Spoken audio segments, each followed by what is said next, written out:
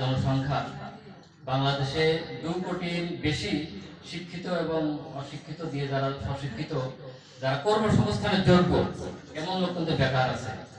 সুতরাং বড় বড় ডিগ্রি নিয়েই যে সে কোনো কিছু করতে পারবে, চাকরি বাকরি বা কর্মসংস্থান এমন তো নিশ্চয়তা নাই।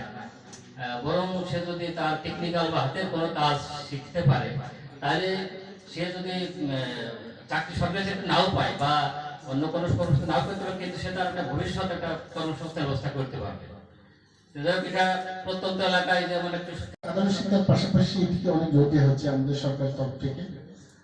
কারণ আমরা দেখতে পাচ্ছি যে বহির্বিশ্বে শুধু না, সমস্ত জায়গাতেই আমাদের কারিগরি শিক্ষাকে প্রাধান্য দেওয়া হচ্ছে। যেতে হলে যে কোনো শিক্ষা গ্রহণ করতে হলে বাস্তব শিক্ষার প্রয়োজন রয়েছে, দেখি হাতে কলমে। তো হাতে কলমে শিক্ষা আমাদের গুরুত্ব দিতে হবে, যে আমি এটা করতে হবে।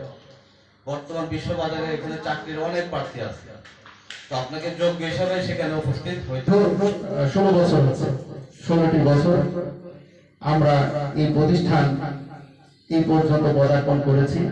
আমাদের অনেক সফলতা আছে। আমরা এর পর্যন্ত কুষ্টিয়ার যুগে আমরা 7 বার কুষ্টিয়া জেলা ফার্স্ট হয়েছি। এখন পর্যন্ত আমরা সামগ্রিক বিবেচনায় কুষ্টিয়ার এই ধরনের প্রতিষ্ঠান প্রায় 31-32টা প্রতিষ্ঠান আছে সরকার অনুমোদিত, তার মধ্যে আমরা প্রথম স্থানে আছি। আমি এই প্রতিষ্ঠান এ পর্যন্ত পরিচালনা করেছি। আমি কয়েকটা বিষয় বিশেষভাবে গুরুত্ব দিই।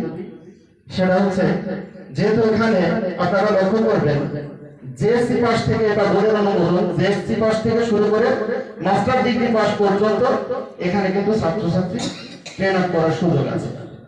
তো সেই ক্ষেত্রে আপনারা বুঝতে পারছেন যে এটি কম্বাইন প্রতিষ্ঠান, ছেলে মেয়ে যৌথভাবে এখানে শিক্ষা দেওয়া হয়।